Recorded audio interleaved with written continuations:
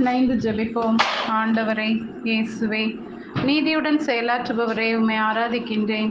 எல்லா உயிர்களுக்கும் தக்க வேளையில் உணவு அளிப்பவரே, உம்மை புகழ்கின்றேன். தம்மை நோக்கி மன்றாடும் யாவருக்கும் உதவி அருளும் என் இறைவா, உமக்கு நன்றி கூறுகின்றேன். 5 அப்பத்தையும் 2 மீன்களையும் 5000 பேருக்கு பகிர்ந்து பெருந்திரளான மக்கள் மீது பரிவு கொண்டு அவர்களுக்கு அற்புதங்கள் அதிசயங்களை செய்தீர் என்று இந்த இறைவார்த்தையினூடாக வாழ்வை தந்த உம்மை ஸ்தோத்தரிக்கிறேன். இயேசுவே, என் தேவைகளை விட அதிகமாகவே தருகின்றீர். ஆபத்தில் அழைக்கும் போது என் குரலுக்கும் அழுகைக்கும் பதில் தருகின்றீர். உமக்கு நன்றி கூறுகின்றேன். நீர் ஏழைகளையும் வறியவர்களையும் உள்ளம் நொறுங்குண்டவர்களையும் உம் சொல்லுக்கு அஞ்சுவோரையும் கண்ணோக்கி உமது இரக்கத்தால் பேரன்பால் மூடி மறைக்கின்றீரே. பாவியான என்னையும் பாரும்.